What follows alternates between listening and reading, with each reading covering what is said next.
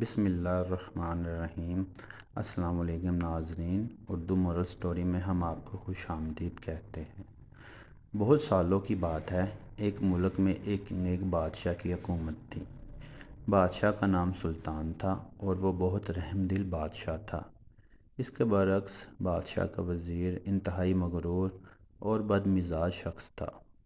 وزیر بننے کے بعد قوت اور اختیارات اور دولت کی ریل پیل نے اس کا دماغ خراب کر دیا تھا، جس کی وجہ سے وہ ہر شخص کو حقیر سمجھتا تھا۔ ایک دن بادشاہ، اس کا وزیر اور اس کا ایک خاص ملازم سفر پر روانہ ہوئے۔ وہ تینوں علیحدہ علیحدہ گھوڑوں پر سوار تھے۔ جب وہ ایک صحرا سے گزرے تو اچانک انہیں ریت کے طوفان نے گھیر لیا۔ گرد و غبار کی وجہ سے انہیں رستہ دکھائی نہیں دے رہا تھا، لیکن ملازم نے بادشاہ کا ساتھ نہ چھوڑا اور اس کے ساتھ رہا، جبکہ وزیر ان سے بچھڑ گیا۔ کچھ دیر بعد جب طوفان تھما تو وہ دونوں الگ الگ وزیر کو تلاش کرنے لگے۔ کافی دیر کی تلاش کے بعد ملازم کو ایک جھونپڑی نظر آئی۔ جب وہ وہاں پہنچا، اس سے ایک اندھا فقیر بیٹھا دکھائی دیا۔ ملازم نے اس سے انتہائی بدتمیزی سے پوچھا، اندھے، تو نے اس طرف سے کسی گھڑ سوار کے گزرنے کی آواز سنی ہے؟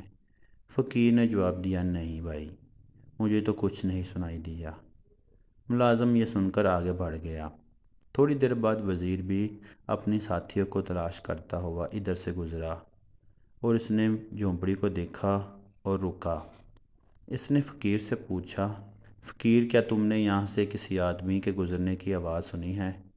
اس نے کہا، نہیں۔ وزیر بھی وہاں سے آگے بڑھ گیا۔ کچھ ہی دیر گزری تھی کہ بادشاہ بھی اسی جھونپڑی کے پاس سے گزرا۔ فقیر کو دیکھ کر گھوڑے سے نیچے اترا۔ پہلے فقیر کو سلام کیا، اس کے بعد انتہائی ادب سے پوچھا، شاہ صاحب، کیا آپ نے کسی گھوڑے کی آواز سنی ہے؟ نبینا فقیر نے جواب دیا، جی ہاں جاں پناہ، پہلے حضور کا ملازم یہاں سے گزرا تھا اور اس کے بعد آپ کا وزیر۔ بادشاہ بہت حیران ہوا۔ بادشاہ نے اس فقیر سے پوچھا، صاحب، آپ کو کیسے معلوم ہوا کہ میں بادشاہ ہوں؟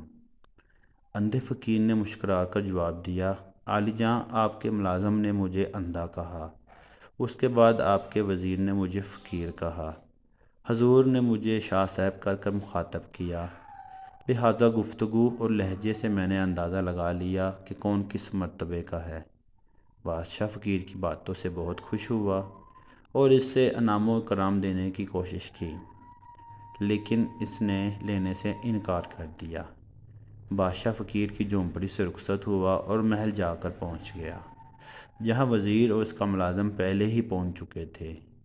بادشاہ نے ان دونوں کو حقیر سے بے سود انداز میں گفتگو کرنے پر سرزنش کی، پھر دونوں کو سمجھایا کہ اعلیٰ مرتبے اور عہدے کے نشے میں کسی انسان کو کمتر اور حقیر نہیں سمجھنا چاہیے۔ یہ سب کچھ اللہ تعالیٰ کا دیا ہوا ہے، اور یہ بھی یاد رکھو کہ خالق کائنات کسی کو جو کچھ دیتا ہے وہ اس سے واپس لینے کی بھی قدرت رکھتا ہے۔ اس کے بعد وزیر اور بادشاہ کے ملازم نے توبہ کر لی اور بادشاہ سے وعدہ کیا کہ آئندہ ایسا کوئی کام نہیں کریں گے۔